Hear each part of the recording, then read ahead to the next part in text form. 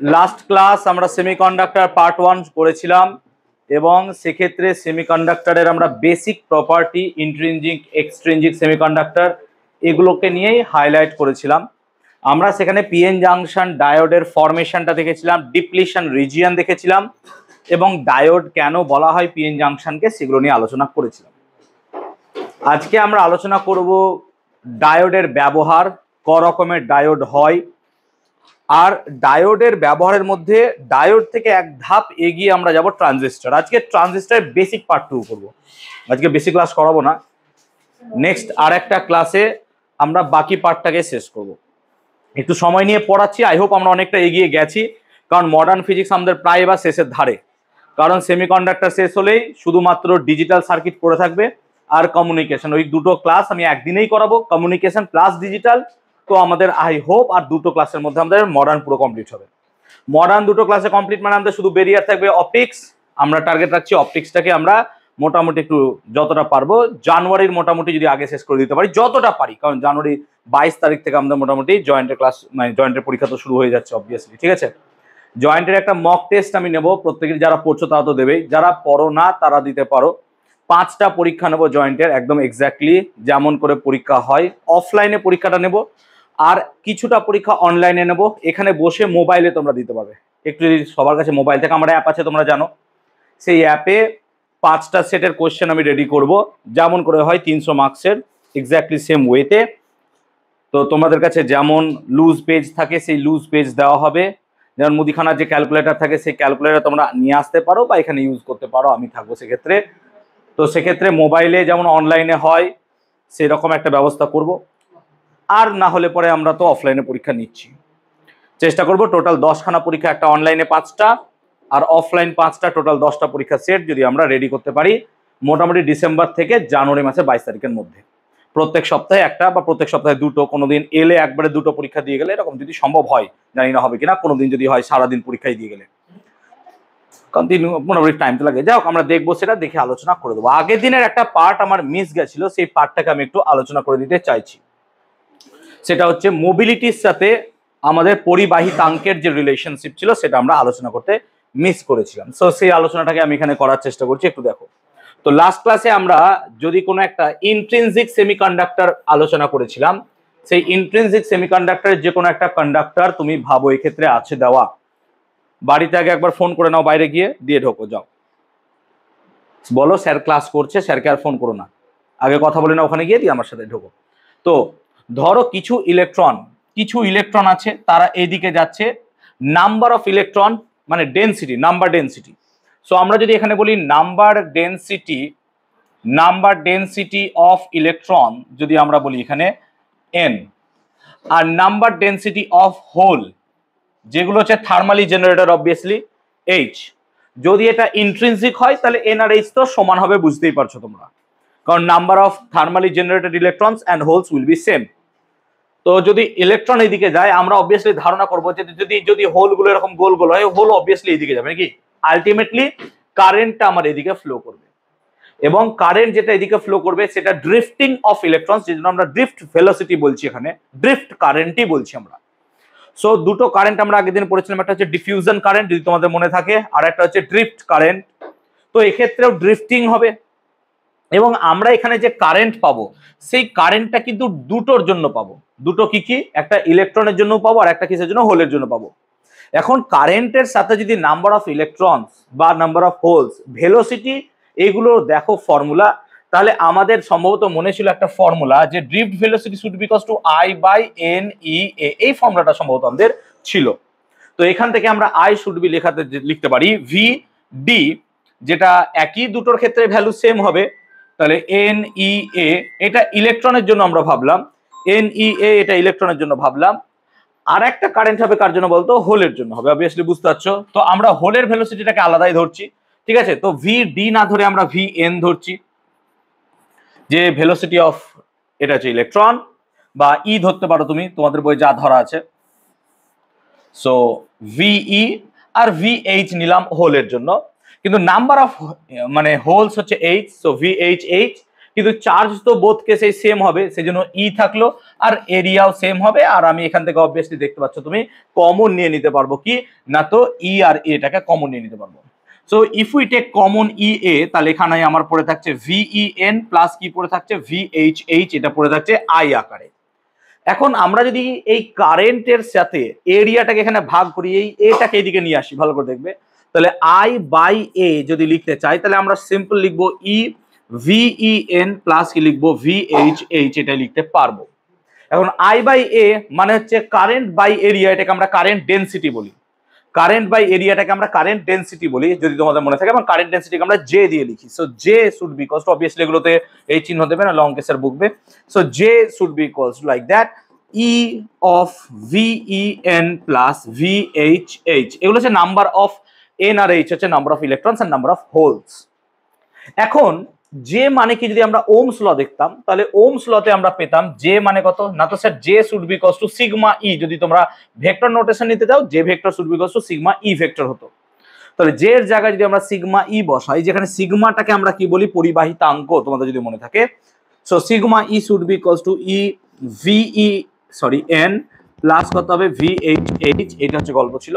আর এখান থেকে আমরা সিগমাটাকে এইভাবে লিখতে পারবো যে sigma should be equals two, দেখো এইটাকে দুটো দিকে ভাগ করছি, ইটাকে দুটো দিকে ভাগ করছি, কি কি ভাগ করছি, তাহলে ই থাকলো, ভালো করে দেখবে, ই থাকলো না তো ভিই বাই ক্যাপিটাল ই, আর তার সাথে পড়ে থাকলো এইচ প্লাস ভিএইচ বাই ই, তার সাথে পড়ে থাকলো সরি এখানে পড়ে থাকলো এন, এখানে পড়ে থাকলো এইচ, এখানে এন, এটা হ্যাঁ এন, এই পড়ে থাকলো। এখন ড্রিফট ভেলোসিটি বাই ফিল্ড, যদি আমরা মোবিলিটির ডেফিনেশন পড়তাম, মোবিলিটি মানে হচ্ছে সচলতা, যেটা আমরা ওমস লতে পড়েছিলাম। মোবিলিটিটাকে আমরা মিউ চিহ্ন দ্বারা লিখতাম, mu. So mobility equals to drift velocity by কি ছিল আমার ফিল্ড, তাহলে এটা হচ্ছে মোবিলিটি অফ ইলেকট্রন আর এটা হচ্ছে মোবিলিটি অফ হোলস। সেই জন্য সিগমাটাকে আমরা এইভাবে লিখতে পারবো কি না, তো ই আন্ডারে mobility of electron into number of electrons plus কি হবে mobility of holes into number of holes, এইটাই হচ্ছে ফাইনালি আমার সিগমা। এবার যদি এটাকে আমরা ইন্ট্রিনজিক কন্ডাক্টর ভাবি, ইন্ট্রিনজিক, তাহলে ইন্ট্রিনজিকে এন আর এইচ তো সেম হয়, তাহলে এন আর এইচ কে বাইরে বার করে নিতে পারবে, কিন্তু মোবিলিটি সেম থাকবে না, মোবিলিটিটা বাইরেই থাকবে। আর যদি এক্সট্রিনজিক হয় তাহলে তো কিছু করার না, এক্সট্রিনজিকের নাম্বার অফ এন আর এইচ তো তোমার ভ্যারি করবে, সো সেগুলো যেমন থাকবে সেরকমই থাকবে। সো এইটাই আমাদের বাদ গেছিল। আই হোপ তোমরা এই জায়গাটা বুঝতে পেরেছো।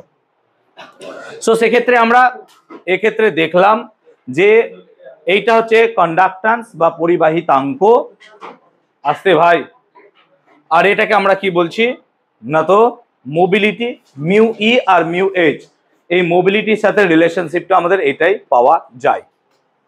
ওকে, নেক্সট আমরা লাস্ট ক্লাসে পিএন জাংশন ডায়োড পড়েছিলাম যদি তোমাদের মনে থাকে, এবং আজকে আমরা পিএন জাংশন ডায়োডের কি পড়বো না, তো অ্যাপ্লিকেশন। তো অ্যাপ্লিকেশন পিএন জাংশন ডায়োডে যদি সব থেকে সহজভাবে বলি, তার সব থেকে বেশি হচ্ছে ওয়েভ রেকটিফিকেশন। ওয়েভ রেকটিফিকেশন মানে হচ্ছে কি, আমরা যখন এসি সাপ্লাই থেকে ওয়েভ পাই, এসি সার্কিটে পড়েছো, সেটা সাইনুসয়েডাল ওয়েভ হয়, সে কোসাইন হোক বা সাইন হোক, আলটিমেটলি সেটা সাইনুসয়েডাল ওয়েভ হয়। এখানে একটা টিপিক্যাল ট্রান্সফরমার দেখানো আছে। এই ট্রান্সফরমারের মধ্যে এটা হচ্ছে কি প্রাইমারি কয়েল, এটা হচ্ছে সেকেন্ডারি কয়েল।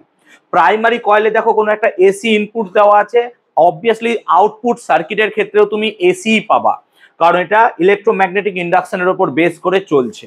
সো এখান থেকে যে কারেন্টটা পাচ্ছি সেকেন্ডারি উইন্ডিং থেকে, যে সেকেন্ডারি কারেন্ট আইএস পাচ্ছি, সেটা আমি কি করছি না, তো কোনো ডায়োডের মধ্য দিয়ে পাঠাচ্ছি।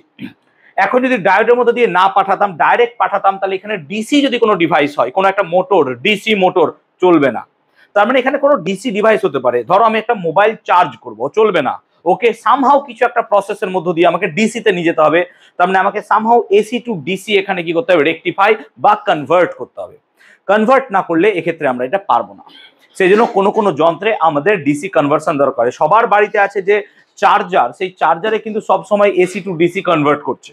এই যে এখান থেকে যে দুটো পিন দেখছে, এটা 220 ভোল্ট ইনপুট যাচ্ছে, কারেন্ট যাই যাক 5 অ্যাম্পিয়ার হোয়াট এভার, এটা কিন্তু এসি ঢুকছে, কিন্তু এখান থেকে যে ইউএসবি টাইপ দিয়ে বেরোচ্ছে সেটা হচ্ছে সবসময় কি ডিসি। এবার এই ডিসিটা কত, 5 ভোল্ট 2 অ্যাম্পিয়ার হতে পারে, 10 ভোল্ট 2 অ্যাম্পিয়ার, 10 ভোল্ট 3 অ্যাম্পিয়ার, যার যত ওয়াটের চার্জার তার ওয়াইজ এই আউটপুটটা ভ্যারি করে। কোনো একটা রেডমির ফোন আছে 120 ওয়াটের চার্জার, দ্যাট মিনস ও খাচ্ছে 240 ভোল্ট 5, কিন্তু ও সাপ্লাই করছে কত না তো sir 120 watt. That means 10 volt 12 ampere হতে পারে, 12 ভোল্ট 10 অ্যাম্পিয়ার হতে পারে, 24 ভোল্ট 5 অ্যাম্পিয়ার, ভ্যারি করছে। ওয়াটেজটা তোমার 120 ও তোমাকে সাপ্লাই করছে। তাহলে এর ভিতরে কি আছে, দুটো যন্ত্র আছে। এই যে এই ট্রান্সফরমারটাও এর মধ্যে আছে, আবার তার সাথে কি আছে তোমার একটা এমন যন্ত্র যে এসি কে কিসে কনভার্ট করছে, ডিসি তে। আবার মাথায় রাখবে এসির দুটো পার্ট থাকে, মানে একটা পজিটিভ পার্ট আর একটা নেগেটিভ পার্ট। মানে সাইনোসয়েডাল ওয়েভটা যদি একটু ভালো করে দেখো তাহলে আপার এক থাকে, একটা ক্রেস্ট আর একটা ট্রাফ থাকে, তরঙ্গ শীর্ষ আর তরঙ্গ পাদ। তো এইরকম কেসে আমার চাইবো যে দুটো পার্টকেই যেন টোটালি সে কি করে, কনভার্ট করে ইন টার্মস অফ ডিসি। তো এসি থেকে ডিসি মানে কি, যদি এসি কে তুমি দেখতে চাও তাহলে এসি তো স্যার এইরকম, আর ডিসি হলে কি হবে স্যার, স্ট্রেট লাইন। কিন্তু কোনো ডিসি এরকম স্ট্রেট লাইন পাওয়া যায় না অ্যাকচুয়ালি। ডিসি সামহাও একটু হলেও আপ ডাউন করতে পারে, বাট সেটা খুব মাইনার। এখানে যেমন তুমি মেজার দেখছো, এখানে কেমন হবে, এইরকম এরকম হালকা আপ ডাউন করতে পারে, খুব কম, অ্যাম্পলিটিউডটা খুব কম হবে। আবার কোনো কোনো ডিসি স্টেবলও দেয়। এবার আমরা যখন আনস্টেবল একটা ডিসি, আনস্টেবল মানে কি, ধরো তোমার কাছে ডিসির ভোল্টেজটা আছে 20 ভোল্ট, কিন্তু তোমার ডিসি ফ্লাকচুয়েট করছে বিটুইন 19.5 টু 20.5, মানে কখনো ও 20.5 দিচ্ছে, কখনো 19.5 দিচ্ছে, এরকম ফ্লাকচুয়েশন অনেক সময় হয়। কিন্তু সেক্ষেত্রেও আমরা তাকে ডায়োডের হেল্প দিয়ে, সেটা অন্য ডায়োড অবভিয়াসলি, সেই ডায়োডের হেল্প দিয়ে আমরা তাকে একদম 20 ভোল্টে রেজিস্ট করতে পারবো। সেই ডায়োডটাকে আমরা পরে বলবো জেনার ডায়োড অবভিয়াসলি। সো এইরকম একটা সিচুয়েশন আমাদের প্রত্যেকের মাদারবোর্ডে আছে, চার্জারের একটা ট্রান্সফরমার আছে, তার সাথে এরকম একটা সেকেন্ডারি ডিভাইস আছে যেটা আমাদের কি করছে, ওয়েভকে রেকটিফিকেশন করে আমার এসি কে কিসে কনভার্ট করছে, ডিসি তে, যাতে আমি একটা ডিসি বাল্ব জ্বালাতে পারি। সেই জন্য আমাদের ফোনের যে চার্জার সেটা ডিসি আউটপুট দেয়, এবং আমাদের মোবাইলের যে ব্যাটারি সেটাও কিন্তু ডিসি। দয়া করে কোনোদিনও ডাইরেক্ট ফোনে চার্জ করতে যাবে না, হবে না, চার্জ ফেটে যাবে, ফোন থাকবে না, ব্যাটারি নষ্ট হয়ে যাবে। সো আমরা ওয়েভ রেকটিফিকেশনকে দুভাগে ভাগ করবো, একটা হাফ ওয়েভ রেকটিফিকেশন, একটা হচ্ছে ফুল ওয়েভ রেকটিফিকেশন। সো আমরা প্রথমে হাফ ওয়েভ রেকটিফিকেশনটাকে পড়বো। হাফ ওয়েভ মানে বুঝতে পারছো, ওয়েভটা হাফ রেকটিফাই হবে, কমপ্লিট রেকটিফিকেশন হবে না। এবং হাফ ওয়েভ রেকটিফিকেশনের ক্ষেত্রে আমরা একটা মাত্র ডায়োড এখানে ইউজ করব, দেখতেই পাচ্ছ সেই ডায়োডটা। ডায়োডটাকে অবভিয়াসলি কি বায়াসে রাখবো, আমরা চাইবো সম্মুখ বায়াস বা ফরওয়ার্ড বায়াসে রাখতে। এখানে একটা ট্রান্সফরমার আছে, যাই হোক এখান থেকে আমার সামহাও এসি আউটপুট বেরোচ্ছে, এই আউটপুটটাই এই ডায়োডের ক্ষেত্রে হয়ে যাচ্ছে আমার ইনপুট। এবার এই ডায়োডটাকে কিভাবে কানেক্ট করা হয়েছে দেখো, এই ডায়োডের পি পার্ট নিশ্চয় জানো, ডায়োডকে কিভাবে লিখতে হয়, পিএন। এই পি পার্টটাকে এর সাথে কানেক্টেড করা আছে, আর একটা পার্টকে লোড, এটাকে লোড ভাবো।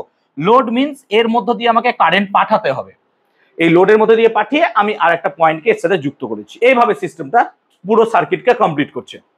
এবার এই দুটোতে আমি তার জুড়ে রেখেছি, বুঝতে পারছো, কোন তার বলো তো, ঘর থেকে আনা তার। যেমন ধরো এই পুরো সিচুয়েশনের ক্ষেত্রে এই যে তার দুটো আছে, এই তার দুটোই এইখানে গিয়ে কানেক্ট হচ্ছে, ভেতরে ঢুকে এরকম ভাবে এখান থেকে কানেক্ট করা আছে। দিয়ে এবার এখান থেকে যেটা বেরোচ্ছে ফুটো দিয়ে, সেটা এইটা, বুঝতে পারছিস ব্যাপারটা, এরকম সিচুয়েশন তুমি ভাবতে পারো। ওকে, এখন যদি সেই সিচুয়েশনটাকে নিয়ে একটু আলোচনা করি আমরা, তাহলে দেখো একটা ডায়োড নিয়েছি এখানে, আর যে এসি ঢুকছে সেই এসি তো ফুল এসি ঢুকছে, অর্থাৎ এইভাবে এসি ঢুকছে, ও ফুল ওয়েভ ঢুকছে, ও এরকম পুরো ওয়েভ ঢুকছে। আর একটা পুরো ওয়েভের টাইম পিরিয়ড যদি টি হয়, তাকে দেখো সেগমেন্টে ভাঙলে পরে কি হয়, 2t কে বা টি কে ভাঙলে t/4 যাবে, 2t কে ভাঙলে t/2 তে আসবে, তুমি যে কোনো একটাতে ভাঙতে পারো। তো টোটাল টাইম পিরিয়ড এখানে 2t তে ভাঙা আছে, তার মানে হাফ টাইম পিরিয়ড টি হবে 3t/2, 2t মানে t/2, আর তোমার 2t চলে যাবে, এইভাবেও চলবে। একটা ফুল ওয়েভ রেকটিফিকেশন মানে এই পার্টও থাকবে, এই পার্টও থাকবে, দুটো পার্টই আমার এখানে থাকবে, তবেই তাকে আমরা ফুল ওয়েভ রেকটিফিকেশন বলতে পারবো। এখন চলে আসি আমরা ওয়েভ রেকটিফিকেশন। তো দেখো যখনই তোমার এসি আছে, এসির কখনো কোনো পার্ট প্লাস হবে, কোনো পার্ট মাইনাস হবে। মানে আমরা ভাবতে পারি যে একটা পূর্ণ সাইকেলে দেখো, সে পূর্ণ সাইকেল যখন কভার করছে, দুবার প্লাস দুবার মাইনাস হবে। দেখো এরকম পূর্ণ সাইকেল কমপ্লিট করছে ধরো একবার এরকম ভাবে, বা তুমি ভাবতে পারো একটা পূর্ণ সাইকেলে সে একবার প্লাস একবার মাইনাস, এরকম ভাবতে পারো। বা ডবলের ক্ষেত্রে দুবার প্লাস দুবার মাইনাস হবে। তো একটা পূর্ণ সাইকেল বা একটা কমপ্লিট ওয়েভ, এটা তো পুরো কমপ্লিট ওয়েভ একটা, এই ওয়েভে একটা প্লাস একটা মাইনাস হচ্ছে, তুমি এইভাবে ভাবো। তো ফার্স্ট হাফের ক্ষেত্রে ভাবছি, মানে হচ্ছে t/2, ফার্স্ট হাফের ক্ষেত্রে ভাবো। ফার্স্ট হাফের ক্ষেত্রে ধরো এই পার্টটা হচ্ছে পজিটিভ, এইটা হচ্ছে নেগেটিভ। পজিটিভ নেগেটিভ মানে এই ডায়োডটা ফরওয়ার্ড বায়াসে আছে, ফরওয়ার্ড বায়াসে আছে মানে এই দিক দিয়ে কারেন্ট ট্রাভেল করবে। তাহলে ফরওয়ার্ড বায়াস হওয়ার জন্য প্রথম পার্টে কারেন্ট যাচ্ছে, বাল্ব জ্বলছে, সেই জন্য প্রথম পার্টের কারেন্টটাকে আমরা পাচ্ছি। এটা কি হচ্ছে, রেকটিফিকেশন হয়ে যেটা পাচ্ছ। তাহলে ফার্স্ট ওয়েভের জন্য তুমি এই জিনিসটা পেলে। কিন্তু যখন পরের পার্টে যাবে, মানে এই পার্টটা, তখন এইটা আর প্লাস থাকবে না, এটা মাইনাস হয়ে যাবে, এটা তখন আবার প্লাস হয়ে যাবে, উল্টে যাবে অবভিয়াসলি ডাইরেকশন। তাহলে এটা যদি মাইনাস হয় এটা তখন চলে আসবে রিভার্স বায়াসে। তাহলে এটা যদি রিভার্স বায়াসে চলে যায় তাহলে এ কি আর কারেন্ট ফ্লো করবে না? তাহলে এই পার্টের জন্য আমি আর কোনো কারেন্ট পাবো না। তাহলে একটা পুরো ওয়েভের জন্য আমার দেখা গেল যেটা পজিটিভ হাফ, সেই পজিটিভ হাফের জন্য আমরা কারেন্ট পাচ্ছি, কিন্তু নেগেটিভ হাফ যেটা আছে সেই নেগেটিভ হাফের জন্য আমরা কোনো কারেন্ট এখানে পাচ্ছি না। সেই জন্য এটাকে আমরা দেখো হাফ ওয়েভ রেকটিফিকেশন বলছি, কারণ এখানে ওয়েভটা কমপ্লিটলি রেকটিফাই হচ্ছে না, বরং এখানে কি হচ্ছে ওয়েভটা হাফ বা অর্ধেক রেকটিফিকেশন হচ্ছে। You can see that. তো প্রথম ক্ষেত্রে আমরা এরকম দেখলাম। আমরা যদি দ্বিতীয় ক্ষেত্রে দেখতে চাই, দেখবো পরের পার্টটা এখানে রেকটিফাই হচ্ছে, এবং পরের ক্ষেত্রে দেখো এই নেগেটিভ পার্টের জন্য কোনো রেকটিফিকেশন আমরা পাচ্ছি না, এই জায়গাটায় কোনো কারেন্ট থাকবে না, কারণ এই অ্যাক্সিসে কারেন্টের ভ্যালু কত হবে স্যার? 0। আবার যদি আমরা পরেরটাতে দেখি তাহলে পরেরটাতে প্লাস থাকবে, তাহলে আবার পরেরটাতে পাবো। তাহলে এইভাবে দেখো একটা কমপ্লিট ওয়েভ যদি রেকটিফিকেশন করতে চাই আমরা, তাহলে প্রথম প্লাস গুলোকে শুধু পাবো, নেগেটিভ গুলোর জন্য কোনো কারেন্ট পাবো না। তার মানে এখানে যে ডিসিটা তুমি পাবে, এখানে যে ডিসিটা তুমি পাবে, সেই লাইটটা একবার জ্বলবে বন্ধ হবে, জ্বলবে বন্ধ হবে, জ্বলবে বন্ধ হবে। কিন্তু যদি খুব ফাস্ট হয় তাহলে হয়তো আমাদের এটা বুঝতে অসুবিধা হবে, কারণ কি ওটাকে আমরা 1-10 সেকেন্ডের মধ্যে যদি দেখিনি, আমরা কন্টিনিউয়াসলি তাকে কি দেখবো? জ্বলতেই দেখবো।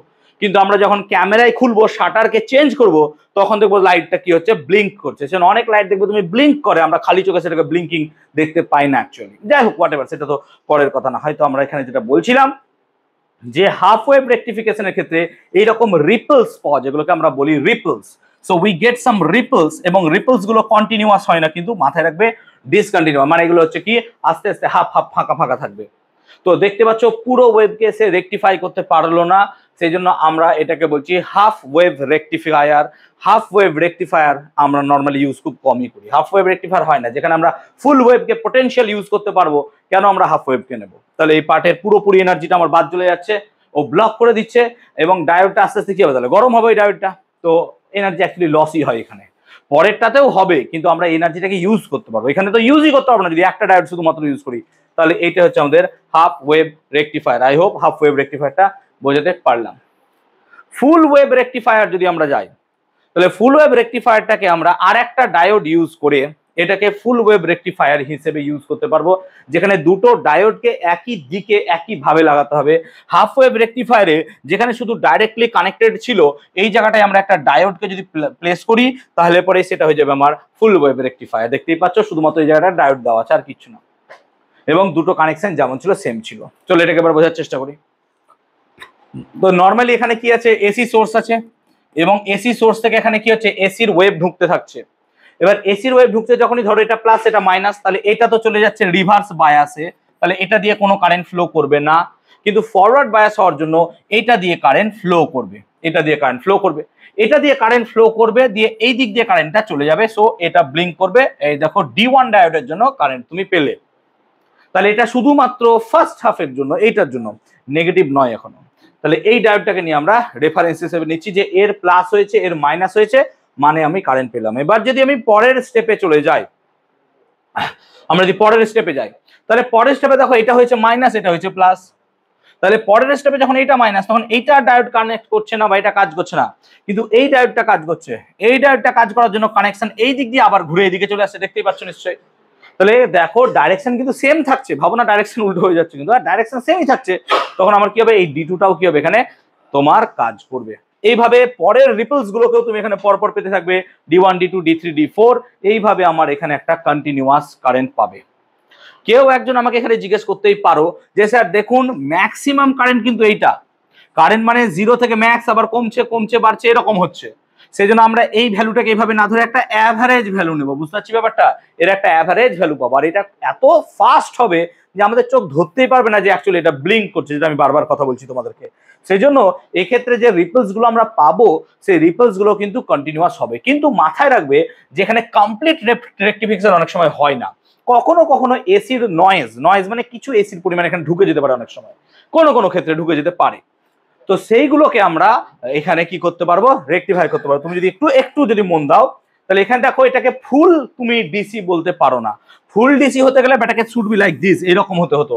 কিন্তু দেখো ডিসির মধ্যেও সামহাও দেখো একটা এরকম একটা ওয়েভ পাওয়া যাচ্ছে, মানে একটা যদি আমি এইখান থেকে টানি, দেখো এটাও একটা ওয়েভের মতোই লাগছে। তো বেসিক্যালি আমরা এটাকে যদি অ্যাভারেজ ভ্যালু ধরেই চলি, তাহলেও দেখো একটা ওয়েভের মতো লাগছে, প্যাটার্ন লাইক দ্যাট লাগছে। সেই জন্য আমরা এখানে কি ইউজ করি বলতো, ফিল্টার ইউজ করি। উই ইউজ ফিল্টার, বিভিন্ন টাইপের ফিল্টার আছে, যেমন ক্যাপাসিটিভ ফিল্টার আছে, ইন্ডাকটিভ ফিল্টার, পাই ফিল্টার, এরকম ডিফারেন্ট টাইপ অফ ফিল্টার আমরা এখানে ইউজ করি। তো এটাকে মিনিমাইজ করার জন্য যাতে এসি পার্টটা চলে যায়, উদাহরণ দিচ্ছি, যদি একটা আমরা ক্যাপাসিটার এখানে ইউজ করি, ক্যাপাসিটার ইউজ করলে কি হবে, ক্যাপাসিটারকে যদি আমরা এই সার্কিটের মধ্যে ইন্ট্রোডিউস করাই, তাহলে ক্যাপাসিটার কি করবে বলতো, এখানে নিজের একটা কমপ্লিট পোটেনশিয়ালকে ধরে রাখবে। মানে এখানে যখন কারেন্ট যাবে ও কি করবে, নিজে আগে চার্জ হবে। যখন চার্জ হবে, অর্থাৎ তুমি ভাবো ক্যাপাসিটারটা এখানে কি হচ্ছে, চার্জ হচ্ছে, চার্জ হয়ে পিক হলো, যখন কারেন্ট লস, কারেন্ট নাই, দেখো কারেন্ট আস্তে আস্তে ডাউন হয়ে যাচ্ছে, ভালো করে বোঝ। অ্যাকর্ডিং টু এসি কারেন্ট কি হবে, ডাউন হবে, তো কারেন্ট ডাউন হয়ে যাচ্ছে, ভালো করে বোঝ, কারেন্ট ডাউন হচ্ছে, কিন্তু ক্যাপাসিটার তো চার্জ ধরে রেখেছে, ও কি করবে, তখন চার্জ ছাড়বে। তো চার্জ ছাড়বে, ছাড়তে ছাড়তে যখন এখানে আসবে, তখন এই কারেন্টটা তখন এখানে উঠে গেছে। তাহলে দেখো আলটিমেটলি এই যে গ্যাপটা ছিল, এই গ্যাপটাকে অনেকটা কমিয়ে দিল। মানে প্রত্যেকটা ক্ষেত্রে এরকম এরকম সিচুয়েশন আমরা পেয়ে যাব। তাহলে আলটিমেটলি দেখো যেটা আমাদের এইরকম কার্ভ ছিল, অ্যাকচুয়ালি কার্ভটা দেখো এরকম এরকম এরকম চলে আসবে। সেই কারণে ক্যাপাসিটার ইউজ করলে পরে ওই টাইম গ্যাপটাকে আমরা কমাতে পারবো। এবার একটা ক্যাপাসিটারের স্লথনকাল বা টাইম রেজিয়েন্ট যত কম হবে, বা যেটাকে বলা হয় টাইম তোমার কনস্ট্যান্ট, টাইম কনস্ট্যান্ট টাউ দিয়ে লিখি আমরা, যত ভ্যারি করাতে পারবা তুমি এটাকে সেরকম ভাবে ইউজ করতে পারবা। ইন্ডাক্টরের ক্ষেত্রে কি হবে, ইন্ডাক্টর নিজেই তো আবেশ হিসেবে ধরে রাখবে। তাহলে এখান থেকে ইন্ডাক্টর যদি থাকতো, তাহলে ইন্ডাক্টর নিজেই কারেন্টকে এরকম এরকম ভাবে ভ্যারি করিয়ে দিত। কিন্তু এটা দেখো প্লাস মাইনাস হবে না, এসিতে যেমন প্লাস মাইনাস হচ্ছে, এখানে প্লাস মাইনাস হবে না, অর্থাৎ ডাইরেকশন কিন্তু তোমার সেমই থাকবে, শুধু দেখো অ্যাম্পলিটিউডটা ভ্যারি করছে, অ্যাম্পলিটিউডটা ভ্যারি করছে, আমি এটাই তোমাকে বারবার বলছি। তার মানে এগুলো সবই ডিসি, বা ডিসি হলেও এক্ষেত্রে আমরা কি পাচ্ছি, ফিল্টারের সাহায্যে যতটা ফ্লাকচুয়েট করার কথা, ফ্লাকচুয়েশনটা আমরা এখানে কমাতে পারছি, এই কারণে ফিল্টার ইউজ করি। আর ফিল্টার মানে তোমরা জানো কোনো কিছুকে বাদ দেওয়া, সেই জন্য আমরা এখানে যদি ফিল্টার ইউজ করি, এসি গুলোকে বাদ দেবো, যাতে করে আমরা সেখানে পিওর ডিসি পেতে পারি। এবার আমরা কেন ফিল্টার ইউজ করবো অ্যাজ এ ক্যাপাসিটর, দেখো ক্যাপাসিটর বা পাই ফিল্টার যদি দেখো, এগুলো সব দেখো সি আর এল দিয়ে বানানো। আর তোমরা জানো সি আর এল ম্যাক্সিমামটাই কাজ করে কিসে, এসিতে। তার মানে এদের মধ্যে এমন একটা বিশেষ গুণ আছে, যদি একটা কোনো জায়গায় ক্যাপাসিটার থাকে, এর মধ্যে এসি দাও না, ও হু হু করে সব নিপাঠিয়ে দিবে। কিন্তু যখন ডিসি আসবে না, এ অ্যাজ এ তোমার কি হবে, একটা মানে বাদ, মানে কি বলবো, একটা মানে হাই রেজিস্ট্যান্স হিসেবে কাজ করবে, সেই জন্য এই ডিসি কে ব্লক করে দেবে। তার মানে ক্যাপাসিটির মধ্যে অ্যাকচুয়ালি ডিসি কে পাস করানোই যাবে না। তো ডিসি কে যদি পাস করানো না যায়, তাহলে তার মধ্যে দিয়ে এসি যাবে। তাহলে একটা সার্কিটে তুমি ভাবো, একটা সার্কিটের মধ্যে দিয়ে কি আছে, আমি এখানে ক্যাপাসিটার দিয়ে দিয়েছি আর এখানে নর্মাল রেখেছি, তো বেশিরভাগ এসি কি হবে, এই দিক দিয়ে ফ্লো করে বেরিয়ে যাবে, এই দিক দিয়ে ডিসি। তো এখান থেকে দেখো রেকটিফিকেশন অনেকটা করা যায়।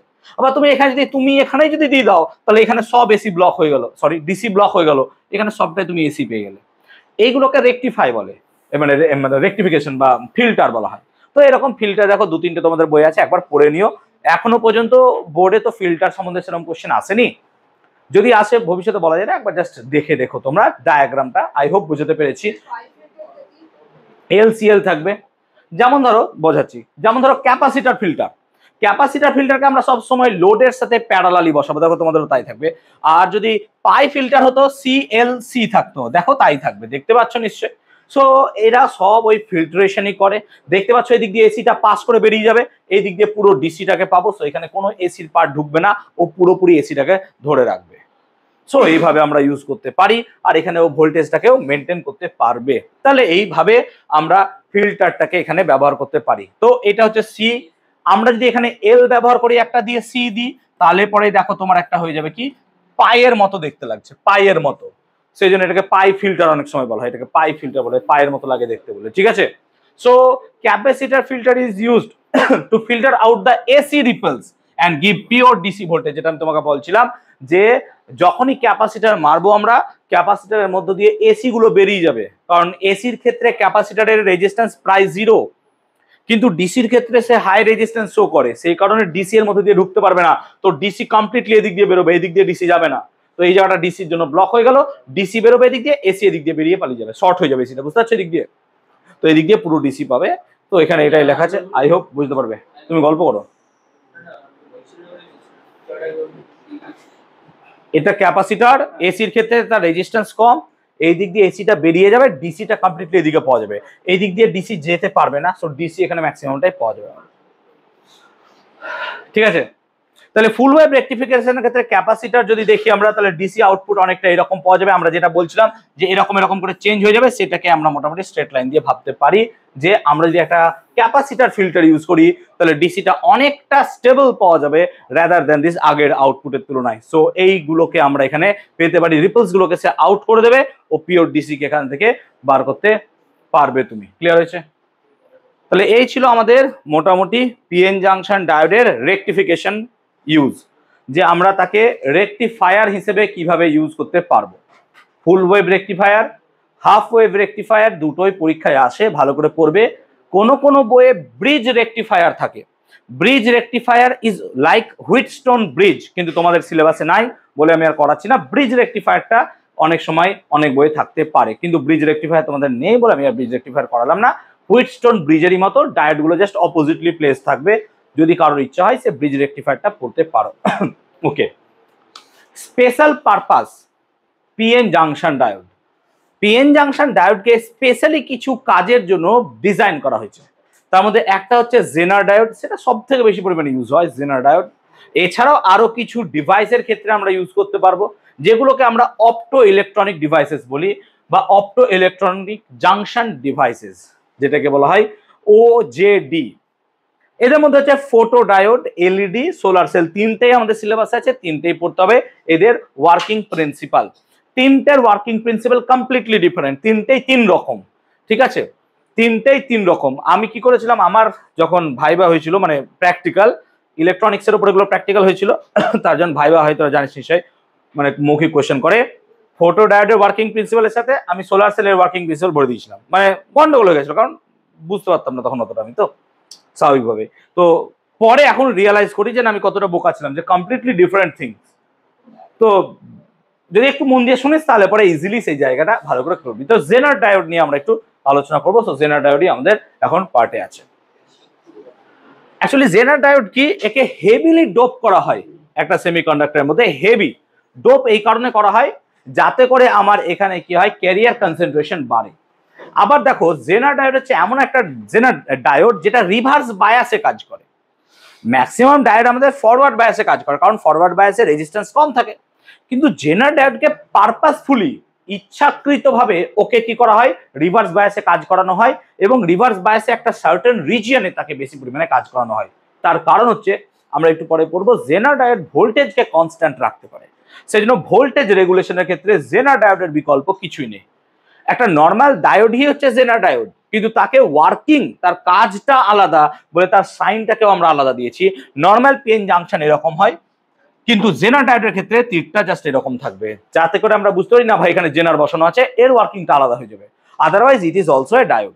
এটাকেও যেমন পিএন জাংশন হয় সেরকম ভাবেই বানানো হয়, কিন্তু নর্মালি জেনার ডায়োড এইভাবে থাকে। আর জেনার ডায়োড দেখবে ম্যাক্সিমাম টাইমে কমলা কালারের হয়, যদি কারো কাছে থেকে থাকে বা স্কুলে দেখবে কমলা কালারের ম্যাক্সিমাম টাইপে হয়, অন্য কালারের হতে পারে, না হওয়ার নয়। দেখো এখানেও তাই কমলা কালারই দেওয়া আছে, ম্যাক্সিমাম কেসে হয়।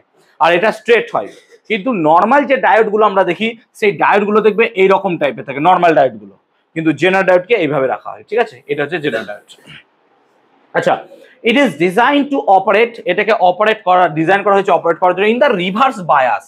বারবার বললাম, রিভার্স বায়াসে কাজ করানোর জন্য এটাকে বানানো হয়েছিল। ঠিক আছে, ওকে। জেনার ডায়োডের সিম্বলটা আমরা মাথায় আশা করে বুঝলাম। দেখো সিম্বলটা ভালো করে বোঝো, যেদিকটা পজিটিভ সেদিকটা উপরে থাকবে, নেগেটিভটা এদিকে থাকবে। অনেক সময় গন্ডগোল হয়ে যায়, অনেকে এরকম করে দেয়, এরকম নয়। ঠিক আছে, একটু জেনার ডায়োডের সিম্বলটা দেখে বুঝবে যে উপরেরটা এদিকে হবে, নিচেটা এরকম হবে। ঠিক আছে, সো এ হচ্ছে জেনার ডায়োডের সিম্বল। ওকে, জেনার ইফেক্টটা কি জিনিস, তার আগে জেনার ডায়োড কিভাবে তৈরি হয় বা কি করে অ্যাকচুয়ালি। তাহলে এর মধ্যে কি হয়, ইমপিউরিটি হাই। ইমপিউরিটি হাই মানে এক্ষুনি বললাম যে এর ডোপিং খুব হাই হবে, একে খুব হেভিলি ডোপ করতে হবে। মানে অন্যান্য ডায়োডে আমরা কি করি, যতটা না কনসেন্ট্রেশন নিই এক্সটার্নাল এলিমেন্ট, যেটা তোমাদের হচ্ছে পি টাইপ এন টাইপের ক্ষেত্রে ট্রাইভ্যালেন্ট আর পেন্টাভ্যালেন্ট, এক্ষেত্রে তার কনসেন্ট্রেশনটা এক্সটার্নাল এলিমেন্টের কি করতে হবে, আরো বেশি নিতে হবে। সো ডোপিং তোমার কনসেন্ট্রেশন এখানে বেশি হবে। The depletion layer is very short. এর ক্ষেত্রে ডিপ্লিশন লেয়ারটা খুব কম হয়, তার কারণ হচ্ছে because it is highly doped. Highly doped হওয়ার জন্য এখানে ইলেকট্রিক ফিল্ড খুব স্ট্রং হবে, হওয়ার জন্য কি হবে, এরা পরস্পরকে কাছে টেনে নেবে, প্লাস মাইনাস। সেই জন্য ডিপ্লিশন রিজন অটোমেটিকলি কি হয়ে যাবে, স্মল হয়ে যাবে। কিন্তু স্ট্রং হবে কাছে ছোট আছে বলে স্ট্রং নয় এরকম নয়, ডিপ্লেশন রিজিয়ন কিন্তু যথেষ্ট স্ট্রং, এরকম নয় যে স্ট্রং হবে না, ডিপেন্ড করছে আমার ডোপিং কনসেন্ট্রেশনের উপর কিভাবে আমি করব। ঠিক আছে, less reverse bias voltage causes high electric field depletion region, এটা আমি বোঝাচ্ছি কি হচ্ছে, নালে বুঝতে পারবি না। ঠিক আছে, আর force generated by electric field breaks, আমি ওয়ার্কিং প্রিন্সিপালটা বোঝাচ্ছি, আমি দুটো পয়েন্ট এখানে বোঝালাম, এর ওয়ার্কিং প্রিন্সিপালটা ভালো করে এখানে বোঝানো আছে। সো জেনার ডায়োডের ওয়ার্কিং প্রিন্সিপাল, জেনার ডায়োড বোঝার আগে আমাদেরকে জেনার ব্রেকডাউন বুঝতে হবে। দু রকমের ব্রেকডাউন হয়, একটা হচ্ছে অ্যাভালাঞ্চে ব্রেকডাউন আর একটা হচ্ছে জেনার ব্রেকডাউন। অ্যাভালাঞ্চে ব্রেকডাউন কি? অ্যাভালাঞ্চে ব্রেকডাউনে ধর নর্মালি যে ডোপিং কনসেন্ট্রেশন আছে যদি আমার ইনক্রিজ করা হয়, তাহলে কি হবে, ডোপিং কনসেন্ট্রেশন ইনক্রিজ করলে পরে তার মধ্যে থাকা কোভ্যালেন্ট বন্ডগুলোর কি হয় বলতো, ফ্রি ইলেকট্রন বেশি বেড়ে যায়। তো ফ্রি ইলেকট্রনগুলো এখানে মুভিং বা বেড়ে যায়। এক্সটার্নাল ফিল্ড দিলে পরেও কি হচ্ছে, সেক্ষেত্রে মুভিং ইলেকট্রনগুলো বেড়ে যাচ্ছে। বেড়ে যাওয়ার ফলে ওরা কি করে বলতো, এই যে সিলিকন বার বা জার্মেনিয়াম বার যেটা নিয়েছো, তারা কোভ্যালেন্ট বন্ডে অ্যাট্রাক্টেড আছে, ওই কোভ্যালেন্ট বন্ডকেও ভেঙে দেয়। মানে যে ফ্রি ইলেকট্রন গুলো ঘুরে বেড়াচ্ছিল বা holes whatever you can say, তারা কি করছে, বন্ড ইলেকট্রন গুলোকে ভাঙছে। এবং বন্ড ইলেকট্রন যদি হয়ে যায় না ভেঙে যায়, তাহলে নাম্বার অফ ইলেকট্রন হোল প্রচুর পরিমাণে বেড়ে যাবে। তো এই রকম ক্ষেত্রে কারেন্টের পরিমাণ কি হয়ে যাবে, অনেক বেড়ে যাবে। অবভিয়াসলি কোন কোন বায়াসে, রিভার্স বায়াসে। এই রকম ব্রেকডাউন, এটাকে বলছি আমরা ব্রেকডাউন। ব্রেকডাউন মানে কি না, তো আমার ওই ডিপ্লিশন রিজিয়ন অ্যাকচুয়ালি কি ব্রেক হয়ে যাচ্ছে, ভেঙে যাচ্ছে, দিয়ে এখানে কারেন্ট কি হু হু করে কারেন্ট ফ্লো করছে। এই রকম ব্রেকডাউনকে বলছি আমরা avalanche breakdown. But what about Zener breakdown? জেনারের ক্ষেত্রে আমরা কি দেখলাম না, তো এর কি হবে, ডোপিং খুব হাই হবে। সো স্বাভাবিকভাবে ডোপিং যদি খুব হাই হয়, এই জায়গাটায় কি হবে না, তো দেখো concentration of majority charge carrier is less, the amount of charge depleted will also be very less। এখানে চার্জের ডিপ্লিশনটা কি হবে, কমে যাবে, বিকজ এই জায়গায় মেজরিটি ক্যারিয়ারের কমে যাবে, ডিপ্লিশন আমরা বেশি করে ফেলেছি। কিন্তু এখানে ইলেকট্রিক ফিল্ড স্ট্রং হচ্ছে। এবার যখন আমরা ইলেকট্রিক ফিল্ড বাইরে থেকে অ্যাপ্লাই করব, এবার ইলেকট্রিক ফিল্ডের জন্য এদের কি হবে বলতো, ভাইব্রেশন শুরু হবে। এবার এমন ইলেকট্রিক ফিল্ড যদি এখানে প্রয়োগ করা যায় যে এই ইলেকট্রিক ফিল্ডের জন্য, এই ভাইব্রেশনের জন্য ইলেকট্রিক ফিল্ড এটাকে ভেঙে দিচ্ছে। কারণ কি বলতো, ইলেকট্রিক ফিল্ড পরস্পরকে তো অপোজ করবে না, এ ওকে অপোজ করবে। তার ফলে কি হয়, অ্যাভালাঞ্চে ব্রেকডাউনে যেমন কি হলো, ইলেকট্রন বা হোলস গুলো কোভ্যালেন্ট বন্ডকে ভাঙছিল, এই বন্ড ভাঙছে না, এই ডাইরেক্ট ডিপ্লিশন রিজিয়নকে ভেঙে দিচ্ছে because of the electric field.